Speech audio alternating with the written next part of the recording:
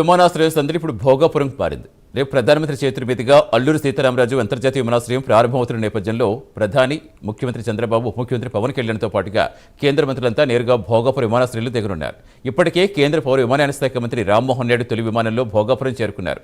తొలుత CM, deputy CM Visakha విమానాశ్రయంలో దిగుతారని భావించిన వారి ప్రయాణ షెడ్యూల్ కూడా భోగాపురం మార్చారు.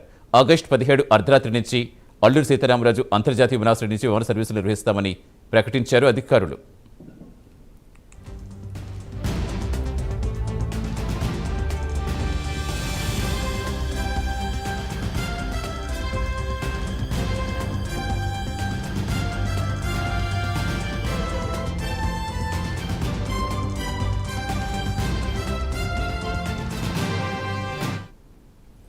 మరోవైపు భోగాపురంలో అల్లూరి సీతారామరాజు అంతర్జాతీయ విమానాశ్రయం ప్రారంభోత్సవంపై ప్రధాని మోదీ సోషల్ మీడియాలో ప్రత్యేక పోస్ట్ చేశారు.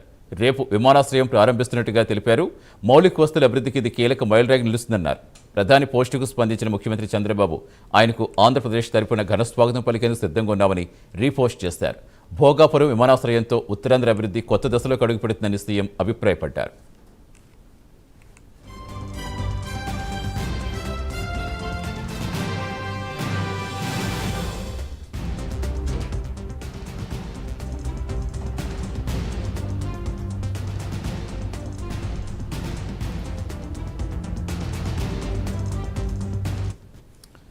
రేపు భోగాపురం అంతర్జాతీయ విమానాశ్రయం ప్రధాని చేతుల మీదుగా ప్రారంభం కాబోతోంది. ఇప్పటికే భోగాపురం వద్ద విమానాల సందడి కనిపిస్తోంది.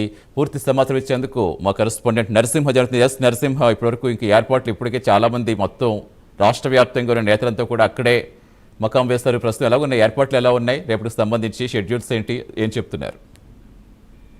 సతీష్, ఏదైతే రేపు అంతర్జాతీయ భోగాపురం ఎయిర్పోర్ట్ అయితే ప్రారంభించిన నేపథ్యంలో అధికారులు అయితే పూర్తి స్థాయిలో ఇప్పటికే 90% వరకు కూడా ఏర్పాట్లు పూర్తి చేశారు. ఈ క్రమంలో ప్రధాని నరేంద్ర మోడీ ఈ యొక్క ఏదైతే భోగాపురం ఎయిర్పోర్ట్ కు ముఖ్య అతిథిగా హాజరై ప్రారంభించిన నేపథ్యంలోనైతే అధికారులు పూర్తి స్థాయిలో ఏర్పాట్లు చేసేందుకు కూడా ఏర్పాట్లు చేశారు. ఈ క్రమంలో అంతర్జాతీయ విమానాశ్రయం ప్రారంభోత్సవం నేపథ్యంలో కూడా ఇప్పటికే ఏర్పాట్లు కూడా అధికారులు అయితే పూర్తి స్థాయిలో నిమగ్నమై ఉన్నారు.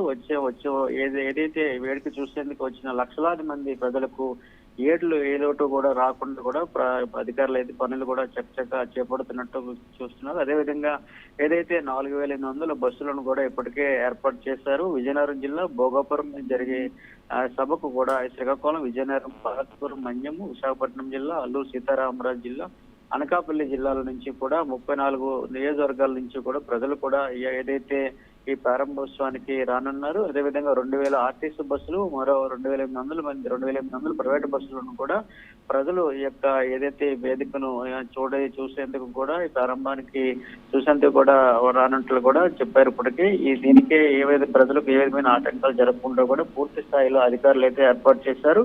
అదేవిధంగా జిల్లాలో కూడా పలు జిల్లాల్లో కూడా విద్యాలయాలు కూడా ఇప్పటికే సెలవు ప్రకటించినట్లు కూడా సెలవులు కూడా ప్రకటించినట్లు కూడా తెలుస్తుంది. అదేవిధంగా ఏదైతే అనవసరంగా కూడా ప్రజలు ప్రయాణాలు చేయవద్దని రేపు ఏదైతే భోగాపురం ఎయిర్పోర్ట్ ప్రారంభం కానున్న నేపథ్యంలో అనవసరంగా కూడా ప్రయాణాలు చేయొద్దని కూడా అధికారులు కూడా ఇప్పటికే చెప్తున్న పరిస్థితి నెలకొంది. అదేవిధంగా ఏదైతే విమానాశ్రయం ప్రారంభోత్సవం నేపథ్యంలో ఏదైతే ప్రధాని నరేంద్ర మోడీకి ఘన స్వాగతం పలికేందుకు విభిన్న ఏదైతే 13,000 మంది గిరిజన బాలబాలికలతోని కూడా దింసామృత్యం ఒక గిన్నిస్ రికార్డు వెలుగొలగల ఈ యొక్క దింసామృత్యం కూడా ప్రత్యేక ఆకర్షణగా నిలవనుందని కూడా ఒకవైపు అయితే అధికారులు చెప్తున్నారు. అదేవిధంగా ఏదైతే వచ్చిన అతిథులకు సుమారు 91,000 మందికి భోజన ఏర్పాట్లు కూడా ఇప్పటికే ఏర్పాట్లు పూర్తి చేసినట్లు కూడా అధికారులు పేర్కొన్నారు. అదేవిధంగా ఏదైతే భోగాపురం అంతర్జాతీయ విమానాశ్రయం ప్రారంభోత్సవానికి తిరుగు ప్రయాణం వారికి కూడా అన్ని ఏర్పాట్లు చేస్తున్నారు. అదేవిధంగా అనకాపల్లి సహా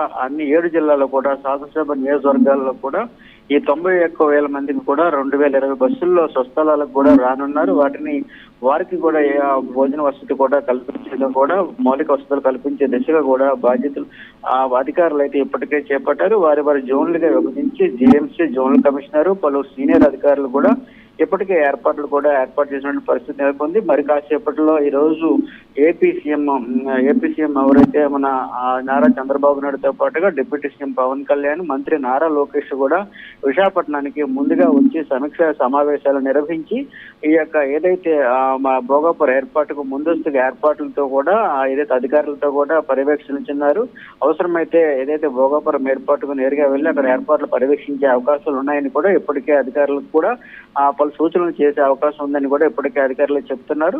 ఏదేమైనా కూడా ఇది ఉత్తరాంధ్ర ప్రజల కళ నెరవేరే రోజు రేపు అని చెప్పి ఒకవైపు కూడా అధికారులు చెప్తున్నారు. ఇదేది ఈ రోజు చూసుకుంటే ఆగస్టు 1వ తేదీ రేపటికల్లా ఇప్పటికే కౌంట్ డౌన్ మొదలైందంటూ పలు విశాఖపట్నంలోని పలు ప్రాంతాల్లోని భారీ స్క్రీన్లు ఏర్పాటు చేసి ఏదైతే దీనికి సంబంధించి కూడా ఒక పండుగ వాతావరణం వల్ల చేసేటట్టుగా అధికారులు అయితే పూర్తి స్థాయిలో ఏర్పాట్లు అయితే చేస్తున్నారు.